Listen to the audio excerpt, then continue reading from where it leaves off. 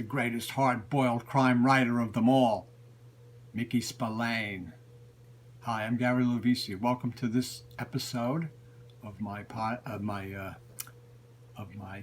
videos for YouTube. Today we're going to talk about a little bit about Mickey Spillane. Mickey, or the Mick as he was called, was born in 1918 in Brooklyn, New York, interestingly enough, where I hail from. And he passed away in 2006. And in those 80-so years, he published a whole lot of books, created Mike Hammer, and wrote a lot of great hard-boiled stuff. He had over 225 million copies of his books were in print and sold. And his first book, which was an immediate bestseller in paperback, was I, the Jury, the first Mike Hammer book. And this is from 1948, first Mike Hammer. And it was written in just 19 days. And it's an amazing, hard-boiled, fast, private eye read that when you get to the end, you go like, whoa, it's got a really shock ending. The next book in the series was My Gun is Quick. This is the 39th printing from 1958. I don't have the first printing on this. I don't know. I couldn't find it. I probably do have it, but I couldn't find it. Most of these others are first printings. He wrote, the first 7 books is what we're going to concentrate on now. First 7 books were, the first 6 were Mike Hammer's, and then the 7th book was a Johnny McBride book, not a Mike Hammer. But those 7 books were published in the early 50s. This is Vengeance is Mine, 1951. And those first 7 books, the first 6 of them, the 6 Mike Hammers, were the top-selling paperbacks of all time. Millions and millions, hundreds of millions of copies of these books were sold. And Spillane was an incredibly popular author, and he burst on the scene with these paperbacks when he actually he was working comic books before that, and you're going to talk a little bit about that in a little bit. I just want to show you some of the other books. Signet. These were published all by Signet Books. These first 7. This is the 6th printing from 1951. One Lonely Night. Number 888. Number 915. First printing, 1951. The Big Kill. Signet number 1000. First printing, 1953. These are the first 6 Mike Hammers.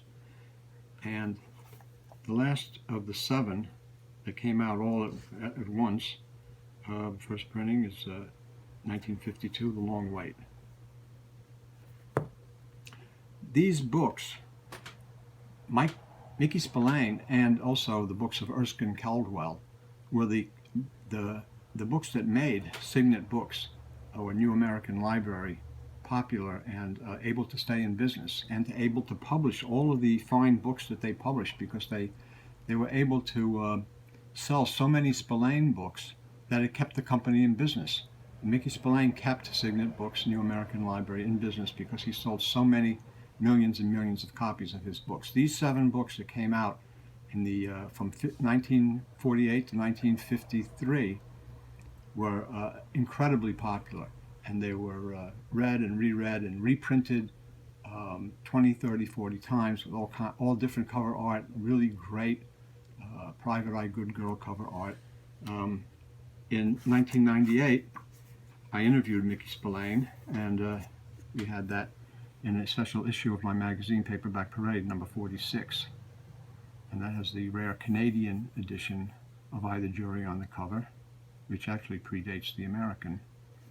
And in it, we have all the various books by Spillane. Mickey talks about his writing days, and there's a really nice picture of him here, all holding up in his library. And really cool picture of a young Mickey with a paperback book rack of his books. And he's got a beer can in his hand. He's wearing dungarees and a tight t-shirt. Young, tough, cool Mickey Spillane. Some of the back covers of the books are pretty cool. They show pictures of Mick.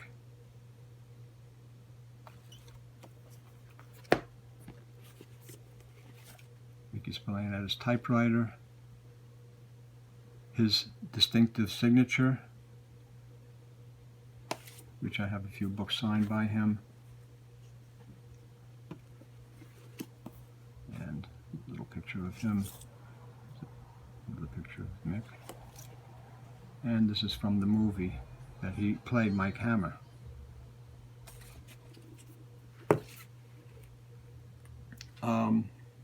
Spillane was a really cool guy. He was nice to interview. He was fun and funny, and pretty cool guy. Interesting thing is that I would meet him at the LA show with Max Allan Collins around 2003 or 2002, and met him, and was a really very gracious guy. Signed a lot of books for everybody. One thing is that, like, when he was signing the books for people, a lot of the authors would sign for 1 hour and then they'd be gone. Ray Bradbury put his watch on the table, and after the hour was done, he would leave and he was gone. Mickey Spillane stayed, like, I think 6 hours. He stayed all day, as long as people, and he called his fans his customers, and he loved them. He says, as long as my fans are here and they want me to sign books for them, I'll stay and I'll sign books. And he stayed for, I think, 4 or 6 hours that day and signed books for everybody at that show. Mm-hmm. And the funny thing is when I met him outside the hotel, he was an imposing figure. He was all dressed in black, and he looked like a kind of a tough guy, like the Mickey Spillane from the beer commercials that you see, like that, really tough guy. But he was a short guy. He was shorter than me. And the funny thing is, though, he had a presence that I'm looking down at him, and I feel like I'm looking up at him, because he had the presence of a taller, more powerful person. And this is when he was in his 80s. This is when I met him, when he was in his early 80s. So it's a pretty amazing thing. He was a really cool guy. At the show, Max Allan Collins was with him, and they did signings, and they also had pages from the Mike Danger comic book that that was published, and they were selling the pages. I believe these were going for, a very modest amount. $50. And it's very cool. And they signed it. Yeah, it was a great bargain, a great thing to have. First of all, it's Terry Beatty art, and Terry Beatty, the artist, signed it. But then, when at the show, Mickey signed here on the top, and Max Allan Collins signed here. So it's signed by Max, Mickey, and Terry Beatty, and it's really cool. It's a nice thing to have, something I'll always treasure, that to remind me of Mickey Spillane and meeting him. And the other thing that's even better than this was that I actually published a Mickey Spillane book.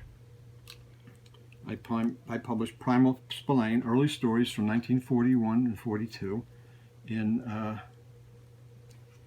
2003.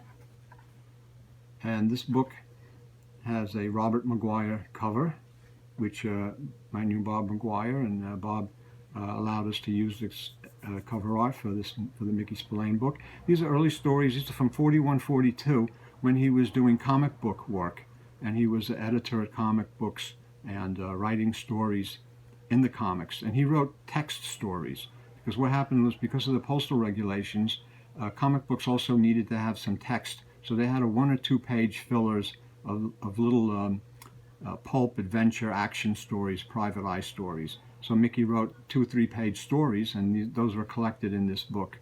And then, like right after that, he joined the army after Pearl Harbor and went and was in the military. This was edited by Max Allan Collins and Lynn F. Myers, and it's a very short print run, special edition, and this was the signature sheet on the signed edition. It's signed by Mickey Spillane, Max Allan Collins, Lynn F. Myers Jr., and cover artist Robert McGuire. This is book number 5 of 100 limited signed and numbered copies. This is the limited signed and numbered copied edition of this book. And that's the back. It was a pretty good bargain in those days of 2003. $20 for the trade paperback, $40 for the signed edition, signed by 4 people, and four really icons in the mystery field. Of course, Spillane kept on writing after these first 7 books, and he wrote many, many more books. There's some that have been published recently, collaborated with Max Allan Collins, but there's some also like The Deep, that this came out in 1961. Another hard-boiled crime, Mickey Spillane. But the intensity and the rough brutality, the violence, the sex and violence of those first 7 books is something that's unequaled, and I think Spillane probably wasn't able to capture that raw intensity that in the later books, because those books were really terrific and amazing. If he would have just written those books and quit, forget about it. He would have been like even a greater icon in the hard-boiled noir. He would have been right up there with Hammett and Chandler, even though I think that he should be right up there with Hammett and Chandler. The other interesting thing is, this is just something that I thought was cool. I found a TV guide one time years ago, and it had the cast of Happy Days on it. And Happy Days is a show that took place in the 1950s, and it was 50s culture and everything. And here they are reading Mickey Spillane, I, the Jury paperback, and Richie Cunningham's reading the good parts to his guys, what happened in the book. So the other thing is that Spillane always had stories, and he told us one time about when he was an editor. I assume it must have been at Dutton, but I'm not exactly sure. He was given a story to read for possible publication, and he thought it was probably one of the worst stories that he'd ever read. And it turned out that he told us, he says, you know what that story was? He says, that was The Old Man in the Sea. It was by Ernest Hemingway, one of the most famous stories. But he didn't like it. He liked hard-boiled crime, private eye, tough guy stuff, and that's what he wrote, and that's what he liked, and that's what all his fans like and enjoyed in his work. And the kind of writing that he did is something that's really a lot of people put down, because they say, oh, it's violent and it's this and that and everything else, but it's really hard to do good, tight, crisp, hard-boiled, private eye fiction the way he did it, and with impact. His stories always had impact. The thing is, when you read his book and you got to the end, and I don't want to tell you any of the endings, because the endings are kind of shock endings, but they're always like, wow, oh, wow. That's Mickey Spillane. When especially those first 7 books, they were just terrific. I know people that I used to work with on my job, older people in the 40s and 50s, 60s, who used to read Spillane when they were teenagers, and they just said, yeah, we used to find these books, this guy Mickey Spillane, and wow, it was great stuff. And they weren't even hard-boiled fans. They weren't even private eye or mystery fans, but they just loved the books because they were so exciting. They were so full of passion, There was violence, but not the kind of violence that you see promulgated today. It was just hard-boiled,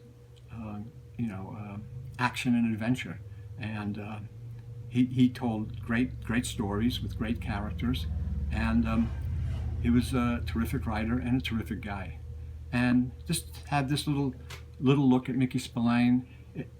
His, doing something on Spillane is, we could be here for an hour or hours or days talking about him, but I just wanted to do this little bit, just talking about those first 7 books and a few other little things like the Mike Danger comic book, the interview I did with him, Paperback Parade, meeting him at the LA Paperback show. That was a highlight of everything, and he's a terrific gentleman, and he's very much missed. And I hope you enjoyed this look at Mickey Spillane, hard-boiled private eye writer, creator of Mike Hammer. If you did, give us a thumbs up and a like, and we'll see you next time.